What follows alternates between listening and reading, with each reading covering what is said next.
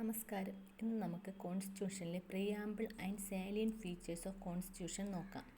ആദ്യം പ്രിയാമ്പിൾ പറയുന്നത് we the people of India having solemnly resolve to constitute India into a sovereign socialist secular democratic republic and to secure to all its citizens. Sovereign socialist secular democratic republic. ആ order ഓർത്ത് വയ്ക്കുക. Sovereign means പരമാധികാരം, socialist secular means മതേതരത്വം, democratic means ജനാധിപത്യം, republic. ഇതാണ് ഇന്ത്യയിലെ കോൺസ്റ്റിറ്റ്യൂഷനിലെ പ്രിയാമ്പിളിൽ പറയുന്നത്. Justice പറയുന്നുണ്ട്. ജസ്റ്റിസ് എന്ന് വെച്ചാൽ social, economic and political. Justice means social, economic and political. Liberty of thought, expression, belief, faith and worship. Liberty of thought, expression, belief, faith and worship. Equality of status and of opportunity and promote among them all. എല്ലാവരെയും promote ചെയ്യണം. അത് equality ആർട്ടിക്കിളിലും പറയുന്നുണ്ട്. Article 14 ഇക്വാലിറ്റിയെക്കുറിച്ച് പറയുന്നുണ്ട്. Fraternity means assuring the dignity of the individual and the unity and integrity of the nation. Fraternity means സാഹോദര്യം എന്നാണ്. Unity and integrity കൊണ്ടുവന്നത് 1976 42nd അമെൻമെൻറ്റിലാണ്. അത് കഴിഞ്ഞ് നമ്മുടെ കോൺസ്റ്റിറ്റ്യൂൻ്റ് അസംബ്ലി കോൺസ്റ്റിറ്റ്യൂഷൻ എനാക്ട് ചെയ്ത ഓർ അഡോപ്റ്റ് ചെയ്ത ഡേറ്റ് എന്ന് ചോദിച്ചാൽ 26 നവംബർ 1949. 26 നവംബർ 1949. ഇത് came into force and commencement of the constitution. Commencement or came into force ചോദിച്ചാൽ 1950 ജാനുവരി 26.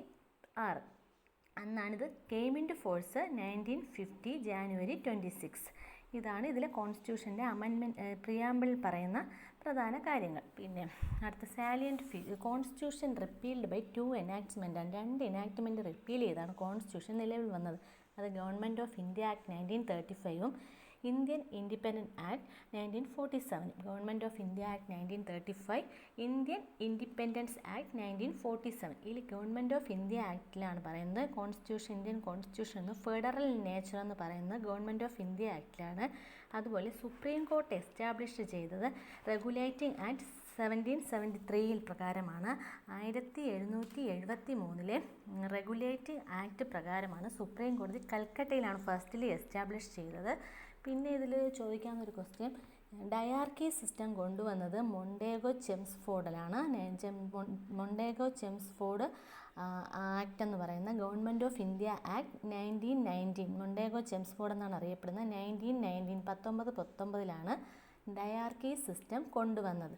പിന്നെ 2 കേസ്, ഇമ്പോർട്ടൻ്റ് ആയിട്ടുള്ള 2 കേസുണ്ട്. ഒന്ന് റീ ബെർബറി കേസും മറ്റേത് Kesavananda Bharati case. Re Berubari case എന്ന് പറയുന്നതിൻ്റെ citation AIR 1960, supreme court 845. AIR 1960, supreme court 845. ഇതിൽ പറയുന്നത് preamble is the key to open the mind of makers.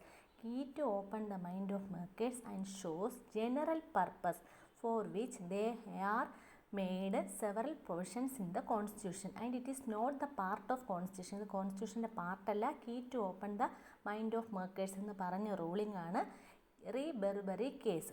അടുത്ത കേശവാനന്ദ ഭാരതിയുടെ കേസിൽ ഈ റീ ബെർബറി കേസിലെ ആ ഡിസിഷൻ ഓവർ റൂൾഡ് ചെയ്തിട്ടുണ്ട്. അതിൻ്റെ സൈറ്റേഷൻ എന്ന് പറയുന്നത് AIR 1973, supreme court 1461. AIR 1973, supreme court 1461. That is AIR 1973, supreme court 1461.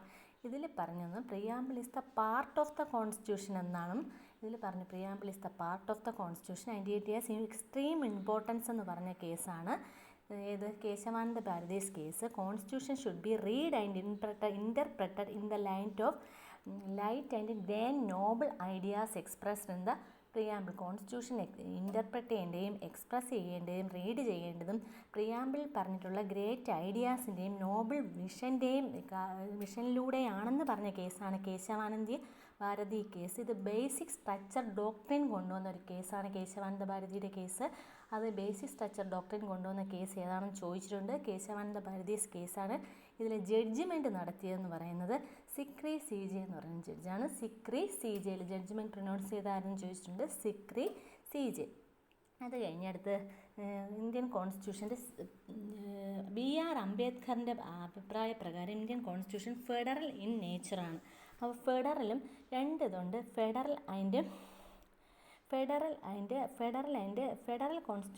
Constitution, Indian constitution federal constitution എന്ന് അഭിപ്രായപ്പെട്ട BR അംബേദ്കറാണ്.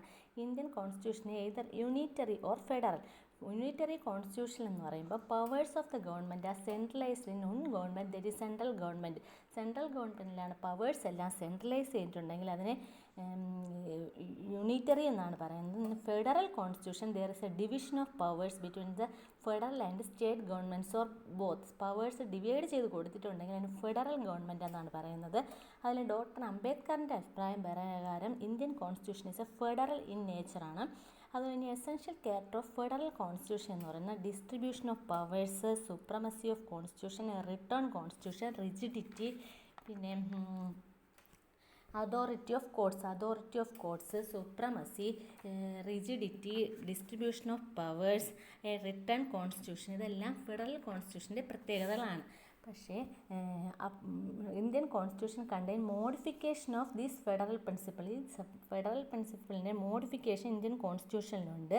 അതിൽ ആദ്യത്തേതാണ് അപ്പോയിൻമെൻറ്റ് ഓഫ് ഗവേണേഴ്സാണ്. അത് പറയുന്ന ആർട്ടിക്കിൾ 155 മുതൽ 156 വരെയാണ്. ദാറ്റ് ഈസ് 155, 156 പറയുന്ന ആർട്ടിക്കിൾ അപ്പോയിൻമെൻറ്റ് ഓഫ് ഗവർണറിനെ കുറിച്ചാണ്. അടുത്ത parliament has the power to legislate in the national interest. Article 249 249 പ്രകാരം പാർലമെൻറ്റിൽ സ്റ്റേറ്റ് ലിസ്റ്റിൽ പറയുന്ന കാര്യങ്ങളിൽ നിയമമുണ്ടാക്കാനുള്ള പവറുണ്ട്. സ്റ്റേറ്റ് ലിസ്റ്റിലെ കാര്യങ്ങളിൽ നിയമമുണ്ടാക്കാനുള്ള പവർ അല്ലെങ്കിൽ സ്റ്റേറ്റിനാണ്. ഇതിൽ പാർലമെൻറ്റിലുണ്ട്. പാർലമെൻറ്റിൽ വരുന്നത് only on the purpose of national interest ആണ്. നാഷണൽ ഇൻട്രസ്റ്റ് വരുമ്പോൾ പാർലമെൻറ്റിന് സ്റ്റേറ്റ് ലിസ്റ്റിലെ ഐറ്റംസിൽ പറയുന്ന കാര്യങ്ങളിൽ നിയമം ഉണ്ടാക്കാനുള്ള പവറുണ്ട്. പക്ഷേ അതിൽ റെസൊല്യൂഷൻ പാസ് ചെയ്യണം 2/3 majority of Rajya Sabha. And it is the purpose is only national interest. അടുത്ത് parliament has the power to make new states and alter the boundary of existing states. Existing സ്റ്റേറ്റിൻ്റെ ബൗണ്ടറി കൂട്ടാനോ ന്യൂ സ്റ്റേറ്റ് ഫോം ചെയ്യാനുള്ള പവറും ഫെഡറലിൻ്റെ കോൺസ്റ്റിറ്റ്യൂഷൻ്റെ ഒരു മോഡിഫിക്കേഷനാണ്. Emergency provision, ഇതെല്ലാം ഫെഡറൽ കോൺസ്റ്റിറ്റ്യൂഷൻ്റെ ഒരു മോഡിഫിക്കേഷനാണ്. ഇന്ത്യൻ കോൺസ്റ്റിറ്റ്യൂഷൻ ഏതാണെന്ന് ചോദിച്ചാൽ ഫെഡറൽ വിത്ത് യൂണീക്കാണ്. അതിൻ്റെ കോസി ഫെഡറൽ വരാം. കോസി ഫെഡറൽ ഇന്ത്യൻ കോൺസ്റ്റിറ്റ്യൂഷൻ്റെ പ്രത്യേകത കോസി ഫെഡറൽ എന്നാണ് ക്വസ്റ്റ്യൻ ചോദിച്ചാൽ. കോസി ഫെഡറൽ എന്നൊരു ഓപ്ഷൻ ഉണ്ട്. കോസി ഫെഡറലാണ് ആൻസർ. അല്ലെങ്കിൽ ബിറ്റ്വീൻ യൂണിറ്ററി ആൻഡ് ഫെഡറൽ അങ്ങനെയും വരാം. അങ്ങനെയാണ് അതിൻ്റെ correct answer. Between unitary and federal അല്ലെങ്കിൽ കോസി ഫെഡറൽ. അടുത്ത salient features of Indian constitution. It is the lengthiest constitution in the world.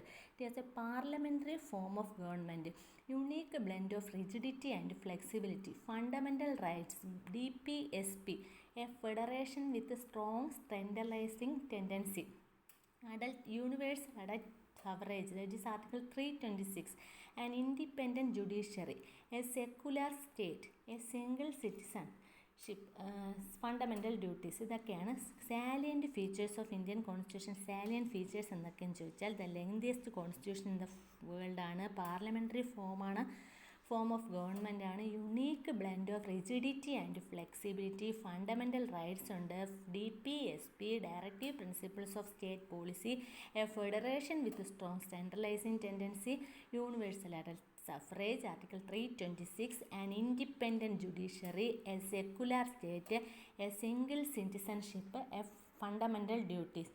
ഇതെല്ലാമാണ് ഇന്ത്യൻ കോൺസ്റ്റിറ്റ്യൂഷൻ്റെ സാലിയൻറ്റ് ഫീച്ചേഴ്സ്. ഇതത്രയാണ് നമുക്കിന്ന് പഠിക്കാനുള്ളത്. ഇനി അടുത്ത ക്ലാസ് ഞാൻ ഉടനെ അപ്ലോഡ് ചെയ്യണം. Thank you.